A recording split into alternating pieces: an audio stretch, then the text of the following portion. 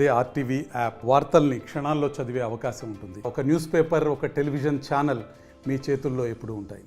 నిన్నటి వరకు ఒక డాక్టర్గా వైద్య సేవలు అందించినటువంటి వ్యక్తి నేరుగా ప్రజాసేవకైతే రాజకీయాలు అయితే ఎంచుకోవడం జరిగింది. ఆ వ్యక్తే డాక్టర్ గొట్టిపాటి లక్ష్మి. నరసరావుపేట స్థానికంగా ఉన్నప్పటికీ 2024 ఎన్నికల నేపథ్యంలో దర్శి టీడీపీ కూటమి అభ్యర్థిగా బరిలో ఉన్నటువంటి డాక్టర్ గొట్టిపాటి లక్ష్మి ఇటీవల కాలంలో ప్రచారంలో అయితే దూసుకుపోతున్న పరిస్థితి. అసలు ప్రచారం ఏ విధంగా జరుగుతుంది, అదేవిధంగా ప్రచారంలో ప్రజల నుంచి ఎటువంటి స్పందన వస్తుంది, అక్కడ దర్శిలో ఉన్నటువంటి సమస్యల గురించి వారు ఏం చెబుతున్నారో వాటిని మాటలతోనే అడిగి తెలుసుకునే ప్రయత్నం అయితే చేద్దాం. మేడం చెప్పండి, మీరు స్వతహాగా అయితే డాక్టర్ వృత్తిలో ఉన్నారు. నిన్నటి వరకు ప్రజాసేవ ఒక రకంగా జరిగింది. ఇప్పుడు ముఖ్యంగా ప్రజాసేవలో ప్రజాక్షేత్రంలో అయితే మీరు ప్రజాసేవకు అయితే ముందుకు వస్తున్నారు. ఇటువంటి నేపథ్యంలో ప్రచారంలోకి వెళ్తున్న మీకు ప్రజల నుంచి ఎటువంటి స్పందన వస్తుంది? నేను రోజు ఇప్పటికి 20 రోజులుగా ప్రచారంలో పాల్గొంటున్నాను. నాకు ప్రజలు, ముఖ్యంగా మహిళలు, యువత బ్రహ్మరథం పడుతున్నారు. స్వతహాగా నా వెంట వస్తున్నారు. ప్రతి ఊర్లోనూ, ప్రతి విలేజ్లోనూ, కాలనీలోనూ వాళ్ళ సమస్యలు నాతో చెప్పుకుంటున్నారు. నా మీద ఒక నమ్మకంతో ముందుకొచ్చి దీనికి పరిష్కారం ఉంటుందని వాళ్ళు నాతో చెప్పుకోవటం, వాళ్ళ ఇంటి అమ్మాయిగా నన్ను ఎంతో బాగా ఆదరిస్తున్నారు. ఖచ్చితంగా వాళ్ళ నమ్మకం అమ్ము చేయకుండా నేను నా వంతు కృషి చేస్తాను. మొత్తానికైతే మీకు రాజకీయ కుటుంబమే కానీ మీకైతే రాజకీయాలు కొత్త. ఇటువంటి నేపథ్యంలో మీ మీద కొంత అపోహలు, అంటే సొంత పార్టీలో నుంచి అదేవిధంగా కూటమి నుంచి కొంత అపోహలు ఉన్న నేపథ్యంలో మీరు వారందరికీ సమాధానం చెప్పే విధంగా అయితే ప్రజల్లో దూసుకుపోతున్నారు. దానికి నిజంగా నిన్న మీకు స్వాగతం పలకడం కానీ, అదేవిధంగా నామినేషన్ విషయంలో కానీ ప్రత్యేకించి దర్శి సమస్యలు కొన్ని అయితే ఎదురు చూస్తున్న పరిస్థితి. వాటి పరిష్కారం కోసం మీ వంతు మీరేం చేయబోతున్నారు? అపోహలు అనేది ఎప్పుడు మాకు సొంత పార్టీలో కానీ కూటమిలో కానీ లేదండి. అందరూ ఎంతో బాగా మాకు మద్దతు పలుకుతున్నారు. అందరూ ఒక ఏకాభిప్రాయంతో వైసీపీ పాలన దించాలని ముందుకెళ్తున్నాము. ముఖ్యంగా జన సైనికులు, వీర మహిళలు, బీజేపీ వాళ్ళు మాకు తెలుగుదేశం పార్టీతో కలిసి ముందుకెళ్తున్నారు. అందరూ మొదటి రోజు నుంచి మాకు మద్దతు పలికిన వాళ్ళే. ప్రత్యర్థులు నా మీద నాన్ లోకల్ అని, నేను ఓనమాలు నేర్చుకుంటున్నానో, లేదా నేను ఇక్కడ ఉండి వెళ్ళిపోతాను, ప్రతి 5 సంవత్సరాలకి ఒకళ్ళు వస్తున్నారనో అంటారు.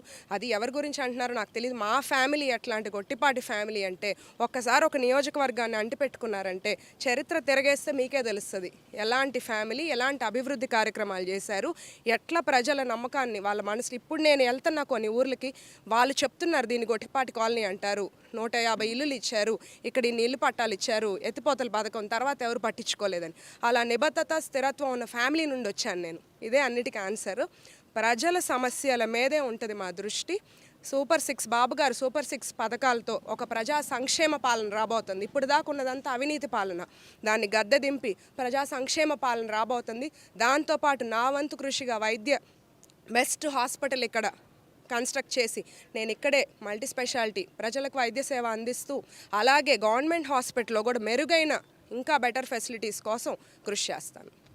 మీరు ఎన్నికల ప్రచారంలో అయితే ఉన్నారు, నామినేషన్ వెయిటింగ్ కూడా జరిగింది. టీడీపీ కూటమి అభ్యర్థిగా మీరు ఉన్న ఈ నేపథ్యంలో కనీసం నీళ్లు తాగడానికి, గాలి పీల్చుకోవడానికి కూడా సమయం లేని సందర్భంలో మీకు ఒక అత్యవసరమైన కాలు, వైద్య సేవల కోసం ఒక కాల్ రావడం జరిగింది. దాన్ని ఆ కాలు విషయంలో ఒక 2 నిండు ప్రాణాలు కూడా మీరు కాపాడటం జరిగింది. అసలు మీరు దాని విషయం ఏ విధంగా ఫీల్ అవుతుంది? అది నా రొటీన్ ప్రొఫెషన్లో భాగం అండి. నాకు ఇప్పుడు రైట్ నౌ పబ్లిక్లోకి వెళ్ళటం వెరీ ఇంపార్టెంట్. బికాస్ నేను కొంచెం లేట్గా వచ్చాను. రోజు విలేజెస్ కవర్ చేసుకోవాలి. ఓటు అడిగే ముందు ప్రజలకు నా మొహం చూపించాలి అనేది నా మెయిన్ అది. కానీ అందులో నేను ప్రచారంకి వెళ్తుండగా నాకు కాల్ రావటం, నేను వెంటనే స్పందించి వెళ్ళి ఎమర్జెన్సీ సిజేరియన్ చేసి, ఉమ్మనీరు అనేది పూర్తిగా కంప్లీట్గా లేదు, బేబీ బాయ్ మగబిడ్డని డెలివరీ చేశాము. ఇద్దరు హ్యాపీగా ఉన్నారు. దాని మీద కూడా కొంచెం రాజకీయం చేస్తున్నారు ప్రత్యర్థులు. బట్ ఒక్కటేంటంటే, పేషెంట్లకు తెలుసు, పైన దేవుడికి తెలుసు ఇది రాజకీయమా, అన్ప్లాన్డ్గా మేము వెళ్ళామా అనేది.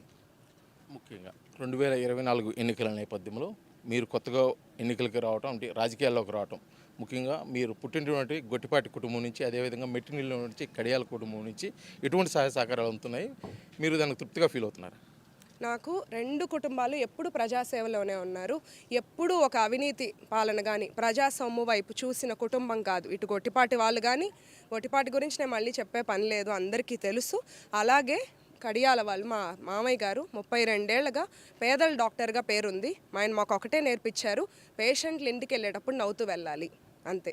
అది బిల్ రూపంలో మేము చాలా తగ్గించేస్తాము, అది అందరికీ తెలుసు. వాళ్ళిద్దరు కుటుంబాలు నాకు పూర్తి సహకారం ఇచ్చి నన్ను ముందుకు నడిపిస్తున్నారు.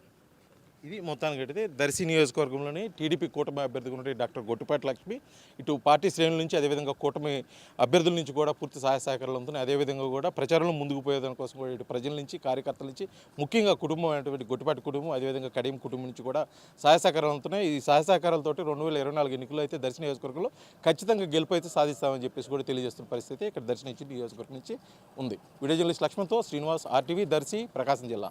జేఈఈ మెయిన్ 2024 ఫలితాల్లో సత్తా చాటిన రెజోనెన్స్ ప్రతి సబ్జెక్టులో 100% రిజల్ట్. హైదరాబాద్ లో ఉన్న ప్రతి క్యాంపస్ నుండి 99% రిజల్ట్. అంతేకాక కేవలం హైదరాబాద్ క్యాంపస్ నుండి 750 మంది విద్యార్థులను జేఈఈ అడ్వాన్స్ కు ఎంపిక చేసిన ఘనత రెజోనెన్స్ హైదరాబాద్ సొంతం.